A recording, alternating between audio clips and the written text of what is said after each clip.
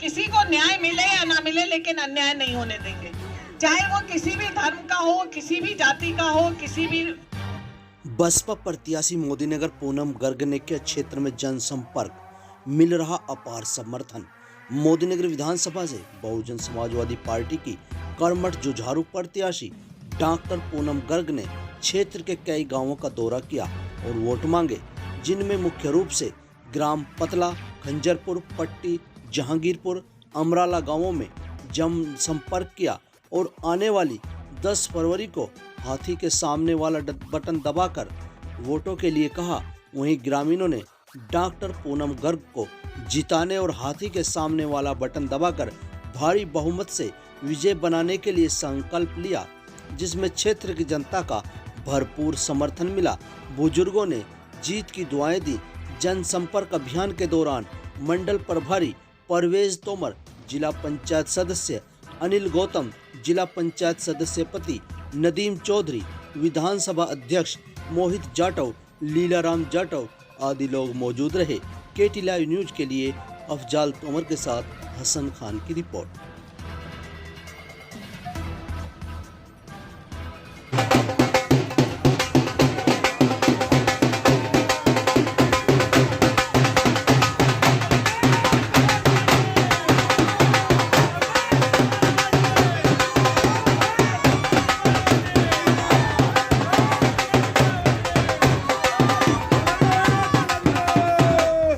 और बहनों, आप सभी से मेरा हाथ जोड़कर निवेदन है कि आप आने वाली 10 तारीख को भूल मत जाना, किसी के बहकावे में मत आना। ये आपकी बहन है, आपकी बेटी है, आपकी बहन है, आपकी बेटी, आपकी बहू है, आपके हर सुख दुख में खड़ी मिलेगी। तो आप भी लोग, सभी लोग इनको अपना हाथ उठाकर आशीर्वाद दें और 10 तारीख को हाथी वाले चुनाव के चिन्ह के सामने वाला बटन दबाकर विजय बनाए। सुनो, किसी को न्याय मिले या ना मिले, लेकिन अन्याय नहीं होने देंगे, चाहे वो किसी भी धर्म का हो, किसी भी जाति का हो, किसी भी उम्र का हो, किसी के ऊपर भी हम अन्याय नहीं होने देंगे, चाहे अन्याय करने वाला मेरे घर परिवार का ही क्यों ना हो। आप ये बताइए मुझे कि आप 6 महीने का राशन चाहते हैं या 60 साल की नौकरी चाहते हैं? मेरे जो यहाँ पे नौजवान भाई हैं, वो सब खड़े हैं, बच्चे खड़े हैं, वो ये बताएं कि उन्हें फ्री का राशन खाना है या उन्हें एक सम्मानजनक नौकरी करके अपना पेट भरना है। अगर आपको सम्मानजनक नौकरी करनी है तो आपको बहन जी को लाना पड़ेगा, क्योंकि बहुजन समाज पार्टी की सरकार ही ऐसी सरकार है जिसमें बहन जी ने नए नए रोजगार सृजन करे। लगभग 1 लाख बहन जी ने सफाई कर्मियों की भर्ती करी, 1 लाख पुलिस कर्मियों की भर्ती करी, जो बैकलॉग भर्ती पे जो रोक लगी हुई थी उस रोक को हटाया बहन जी ने, नए नए विश्वविद्यालय बनाए, स्कूल बनाए, 7 मेडिकल कॉलेज बनाए, 7 इंजीनियरिंग कॉलेज बनाए, महिलाओं के लिए एक अलग से हेल्पलाइन शुरू करी। ऐसे जो महिला, जो हमारी जो प्रधान महिला थी, उसके नाम से बहन जी ने एक व्यवस्था शुरू करी जिसमें उसको इकट्ठे 6 महीने के 2400 रुपए आते थे। राशन कार्ड में महिलाओं का नाम डाला, तो सबसे ज्यादा हम महिलाओं को जो सम्मान देने का काम किया वो बहन जी ने किया है। तो बहनों, अगर आपको सुरक्षा चाहिए, बहन बेटियों को सुरक्षित रखना है, तो आपको बहन जी को लाना पड़ेगा। और बहन जी को ये जो लड़ाई लड़ रही हूँ, ये मेरी लड़ाई नहीं है, ये आप सबकी लड़ाई है, ये बहन जी की लड़ाई है।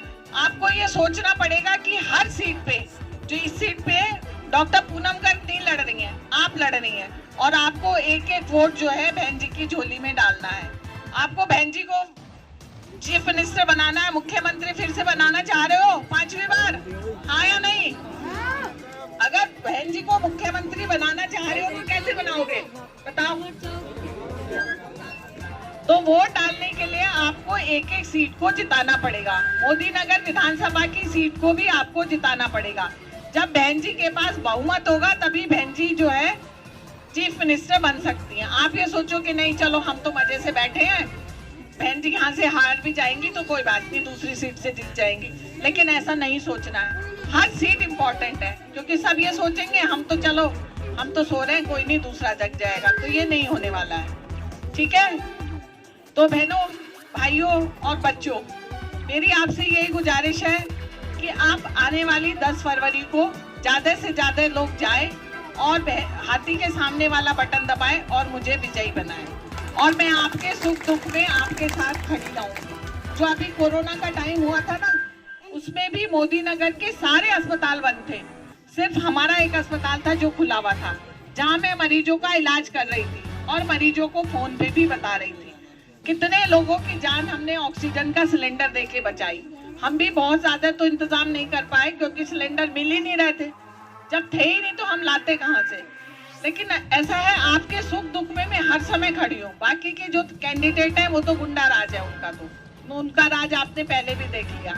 जो भूतपूर्व है उनका भी, वो 5 साल पहले भी विधायक रहे, उन्होंने विकास तो किया लेकिन अपने घर का विकास किया। बॉर्डर के लड़के थे, आज कई सौ करोड़ के आदमी बन गए। कहाँ से आया पैसा? 60% 70% का कमीशन खाया। सारी नगर पालिका बेच खाई, सारी मोदी नगर बेच खाया। मोदी नगर में अगर जाओ तो चारों तरफ गड्ढे ही गड्ढे हैं, सारी सड़कें खुद ही पड़ी हैं, निकलना मुश्किल हो रहा है। अभी कलछीने गांव का हमारा एक बेटा मरा, वो उन्हीं गड्ढों में गिरने की वजह से। तो अगर आप शहर का विकास चाहते हैं, अपने बच्चों का भविष्य उज्जवल करना चाहते हैं, तो आपको वोट डालना है और हाथी का निशान दबाना है, नहीं तो 5 साल फिर बैठ के रोना पड़ेगा। जय भीम, जय भारत।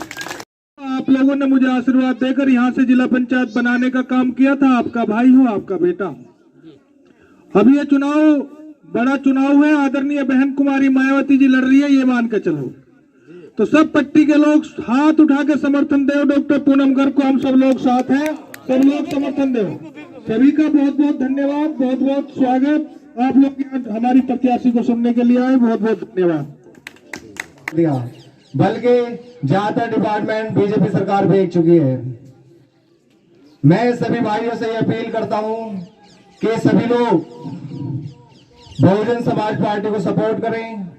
आने वाली 10 तारीख को हाथी का बटन दबाकर हमारी प्रत्याशी डॉक्टर पूनम गर्ग को विजयी बनाएं। ये बहुत भली है और ऐसा नहीं है बहुत कमजोर कैंडिडेट, बहुत मजबूत कैंडिडेट आपके बीच में बहन जी ने उतारी है। जी, आपका नाम?